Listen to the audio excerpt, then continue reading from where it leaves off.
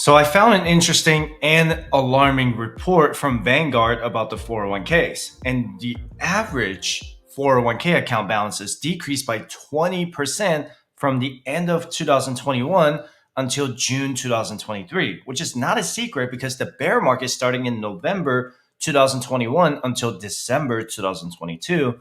But what's more concerning is that despite the positive performances in the stock market since the beginning of 2023, these 401k balances are still trending down. And I dug a little deeper and found out why. And reason number one is that a great number of people moved their money out of equity to bonds over the year, which means that they sold their stock based mutual funds and bought into the bond market and left the money where it is. So if you did that in 2022 and left your 401k money in the bond market, you missed out on about 15% gains on the portfolio. There are a lot of Americans who are still fearful of the stock market right now, even after the 14 or 15% gain in the S&P 500 and almost a 30% gain in the NASDAQ. This is a major problem for many Americans because just missing out on that 15% gain could make a huge negative impact on your retirement portfolio. And reason number two is the rising interest rates by the Federal Reserve.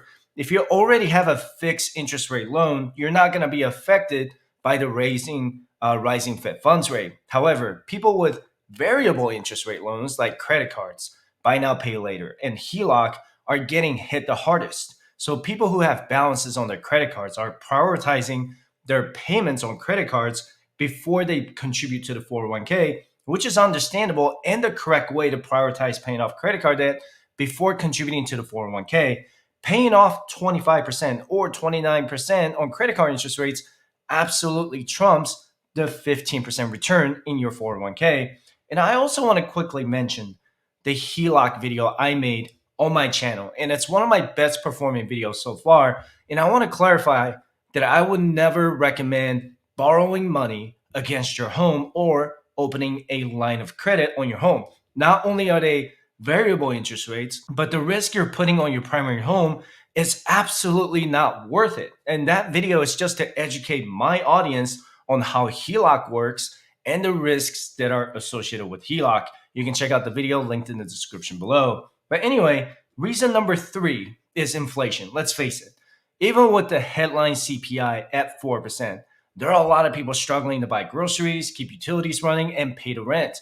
Shutting down the economy due to COVID set the inflation price to the 2025 or 2026 level while we're still in the year 2023. And according to Redfin US home data chart, because of inflation, the rising interest rates are not helping Americans with buying their first homes when the average home prices were $419,000 in May 2023. So if you borrow $400,000 with a 7.5% 30-year fixed mortgage rate, you're looking at a $2,797 in monthly payment, and that's only the P&I. It doesn't even include the HOA, homeowners insurance, and property taxes. If you're using the 25% rule when you buy a house, a $400,000 mortgage payment requires you to make $134,000 a year in combined gross income or household income if the interest rates remain at 7.5%. And how many Americans actually earn more than $100,000 a year? According to Zippia, about 34% of American households earn at least six figures in income, while 45% of them are struggling to live paycheck to paycheck. These are all alarming numbers, right? And reason number four hasn't happened yet, but it will soon become the fourth reason, and that is the restart of the student loan repayments in October 2023. During the 3-year student loan pause, only 1% of Americans with student loans actually paid off their loans. Around 40 million Americans still carry some type of student loan with almost $1.8 trillion.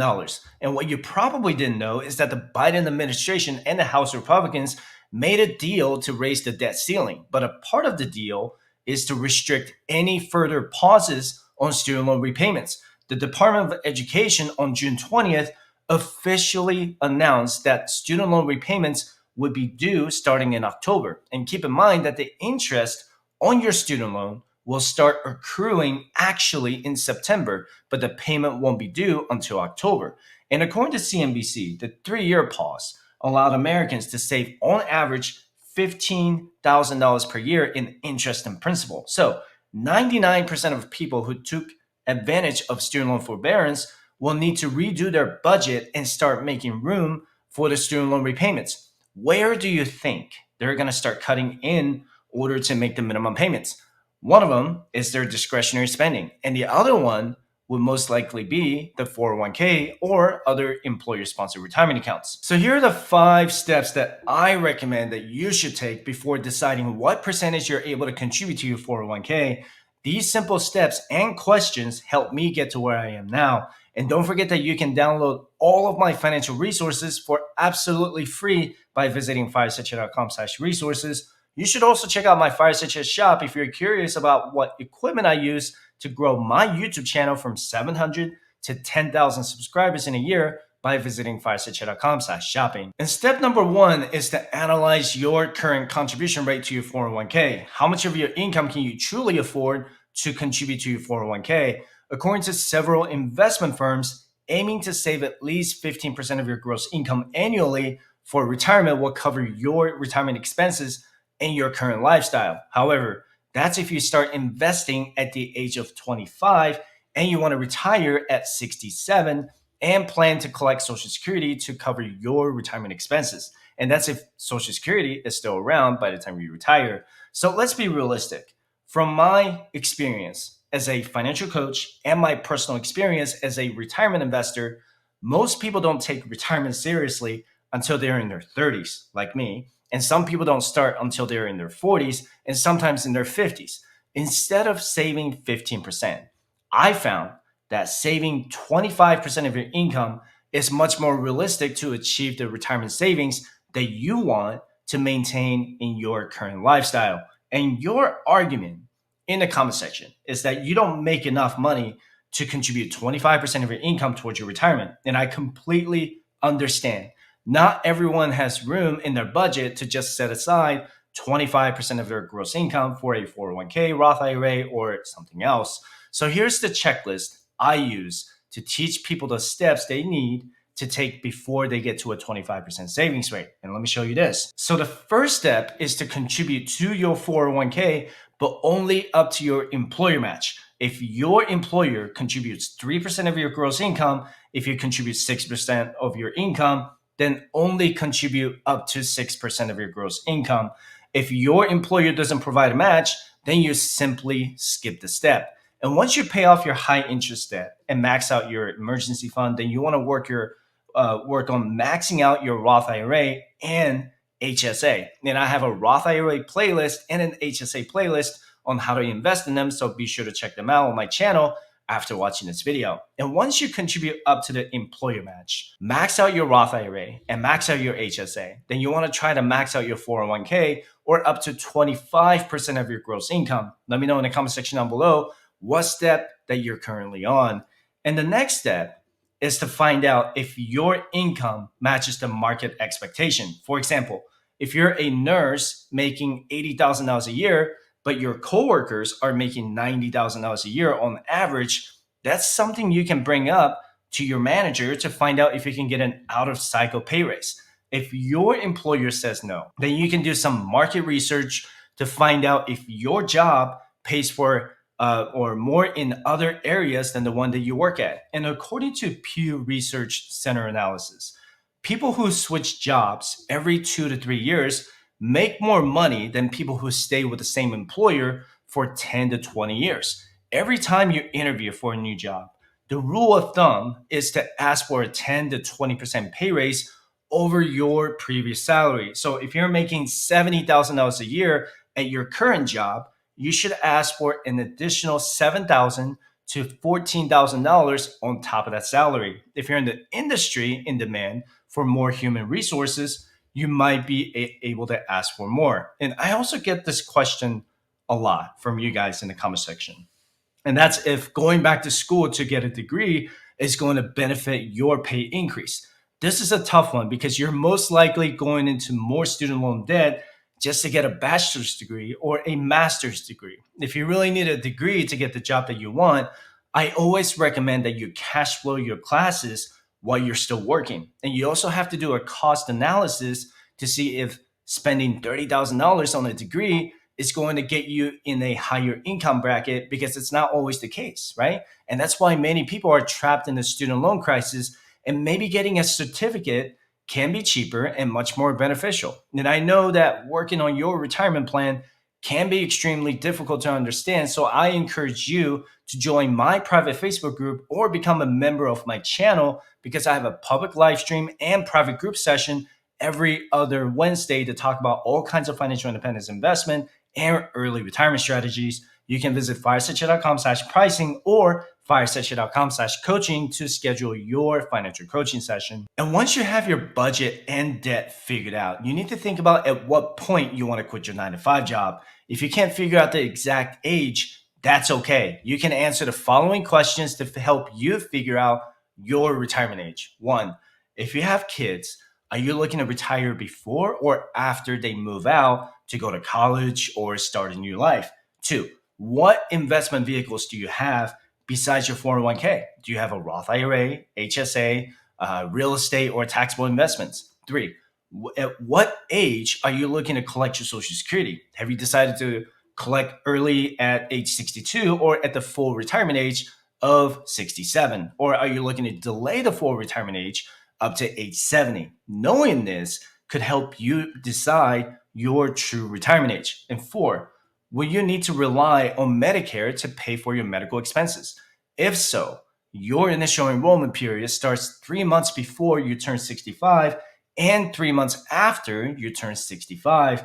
Medicare Part A covers inpatient hospital care, nursing facility care, nursing home, hospice care, and home health care.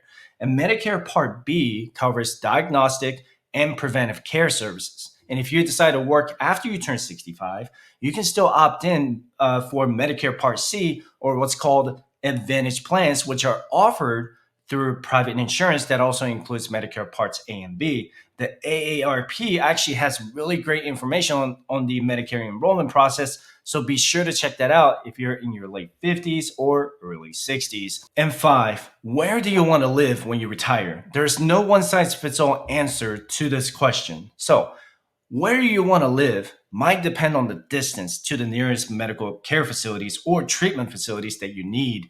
Where you want to live in retirement might depend on whether your retirement income can match the cost of living. And some people even choose to move overseas because the cost of living in the US is just too much for them. In some places, you may need at least $50,000 a year to pay for your retirement expenses. And in some places, you may need less than $50,000 a year. And I have a whole playlist of retirement places on my YouTube channel, so feel free to check them out after this video. Once you kind of have an idea of where you want to retire, the next thing you want to do is figure out how much you want to have invested by the time you retire. So instead of thinking about how much total you want to have invested in your 401k, start thinking about how much you like to withdraw every year when you're retired. Let's say your retirement goal is to have $50,000 a year from your 401k.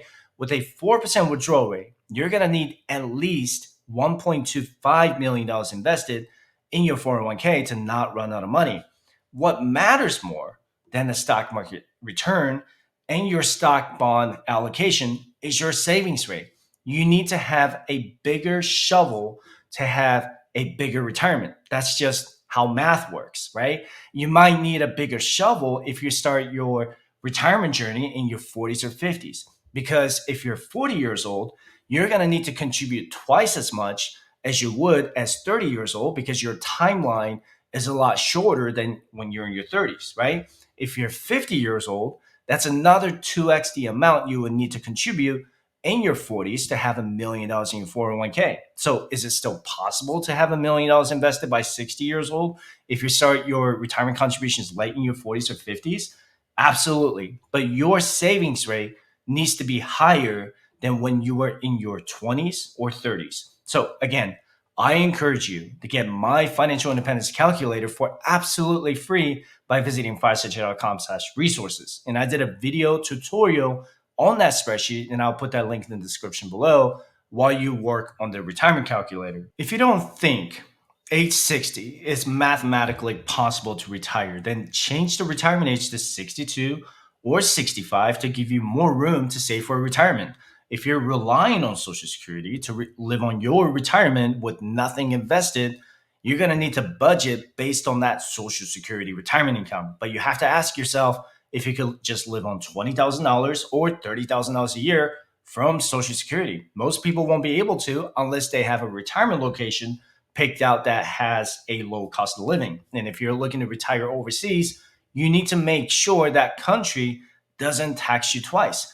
But the most important thing out of everything I talked about is getting out of debt.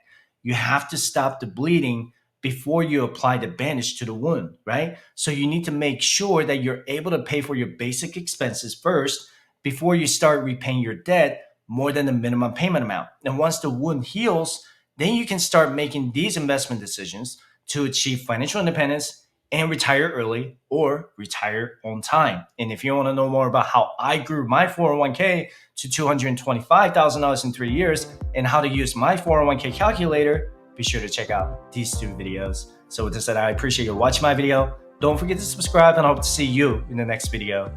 Have a good one.